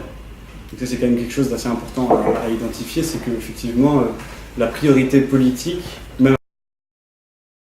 de maintenir en place le régime, c'est-à-dire qu'il y a aussi ce côté-là qui est important, et on pourrait décliner des exemples sur beaucoup d'autres pays qui ont ce mode de fonctionnement. Les personnes clés, souvent les membres de la famille, sont les chefs de la police, sont les chefs de la garde présidentielle. Enfin, c'est quand même un mode de fonctionnement assez particulier de verrouillage. Donc ça, c'est clair. Après, sur les intérêts communs, il faut faire gaffe à ce genre de. Enfin, c'est pas c'est un mode de pensée qui correspond bien à l'investigation. C'est de comprendre les intérêts des uns et des autres, mais c'est pas parce qu'une situation finit par servir à un certain nombre de personnes que forcément il y a une implication complice. Tu vois. Et juste sur le premier élément de ta question, l'idée de radicaliser un conflit pour pousser le citoyen à choisir son camp, il me semble que c'est possible comme analyse de dire dans les premiers mois du conflit syrien, avril 2011 jusqu'à, disons, l'été, au moment où il était question d'une opposition à Assad sous la bannière démocratique, les préoccupations de citoyenneté, les différentes réformes, etc. C'était précisément la question, et précisément le but d'une démarche révolutionnaire qui passait par des manifestations et pas par une guerre ouverte, mais d'amener les Syriens à choisir leur camp. Ce qui a fait déraper les événements, ce qui a fait changer de nature, on dit que c'est l'entrée des terroristes, etc. Pour une part c'est vrai, mais c'est aussi un changement de stratégie qui consiste à faire en sorte qu'il n'y ait plus de camp possible. La stratégie d'Assad, c'est pas une stratégie de choisir ton camp, c'est une stratégie de destruction de toute possibilité de choisir. La stratégie de Daesh, c'est pareil. Il n'y a pas de... Ce qui fait que c'est une sorte de conflit, alors là, on n'est plus dans l'ordre du fait, hein. Mais c'est vrai que ça fait un peu propos de plus d'hypothèse d'analyse. C'est un conflit qui n'est pas historique précisément, qui stagne et qui ne se résout pas précisément parce qu'il n'y a plus d'option de camp et de ligne claire et d'objectif. C'est-à-dire concrètement, comment est-ce que, même si vous vous mettez dans la situation de négocier pour une paix en Syrie, et qu'on vous dit l'idée de bon sens de négocier avec les parties en conflit, si aucune partie a un but de guerre, à part l'annihilation de l'autre, donc l'annihilation au fond de toute condition pour le peuple de participer à un souhait de changement, que ce soit dans le cadre du régime ou dans le cadre de ce qui reste de l'opposition syrienne ou du terrorisme, concrètement, vous ne pouvez rien négocier. Vous voyez ? Donc, moi je dirais plutôt que c'était ce que tu décris, c'est une marche pour les premiers temps de la révolution syrienne, mais le drame de ce conflit, c'est qu'il n'y a plus de camp. Si je peux me permettre, il y a des questions. Oui, il y avait des questions au doigt levé et. Je crois que tu voulais poser une question. Ouais. Oui, moi je viens d'arriver, mais ça va beaucoup la Syrie. Moi je m'interroge, du coup, de la construction du conflit. J'ai l'impression que ça parle beaucoup de la construction du conflit par et pour Al-Assad. Mais est-ce qu'on n'oublie pas l'Irak? Le conflit, je pense qu'il n'est pas. On ne peut pas le dissocier du conflit en Irak. C'est-à-dire qu'on ne peut pas le dissocier des problématiques américaines dans l'intervention en 2003, de la construction de chefs de guerre dans les prisons en 2003 et du dérapage qu'effectivement il a utilisé Al-Assad, mais c'est pas quelque chose de complètement spontané finalement et de complètement dissocié des problématiques occidentales et de leurs conséquences en Irak. Voir la Syrie comme un ensemble isolé à travers un Moyen-Orient complètement contaminé, est-ce que finalement c'est pas empêché de la compréhension globale Alors je crois que justement dans le propos de Clément, il a insisté sur le côté multifactoriel de ce qu'on appelle un chaos. Il y a effectivement la trajectoire d'autocrate, les résultats d'opérations occidentales qu'on a tournées, oui, c'est tout. C'est effectivement, il y a un faisceau de causes qu'il faut envisager dans toutes ces nuances et ces complexités, quoi.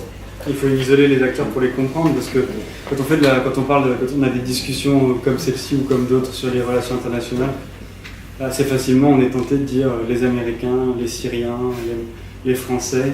Et la réalité, c'est que en fait, il faut comprendre même le mode de fonctionnement de la diplomatie française. C'est pour ça que tout à l'heure je parlais de l'équilibre institutionnel qui fait fonctionner la politique étrangère de la France. C'est parce que il y a différentes positions de la France à l'étranger. Enfin, il y a différentes. Il suffit de voir en ce moment l'Arabie Saoudite. On parle de la position des États-Unis, mais il y a 4 positions américaines sur le dossier saoudien. Donc, et effectivement, tout est multifactoriel. Après, si on veut comprendre chacun des facteurs, on est obligé de se focaliser dessus et essayer de voir qui agit, comment et d'où il vient. On prend une dernière question. Je voulais juste te dire qu'il n'y a pas été évoqué l'instrumentalisation d'une situation interne. Voilà. Et ça s'est répété, le même scénario s'est répété de la Libye, en passant par l'Égypte, par la Tunisie, etc.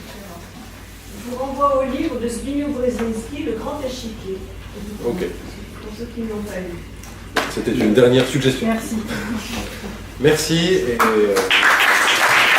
pas à venir avec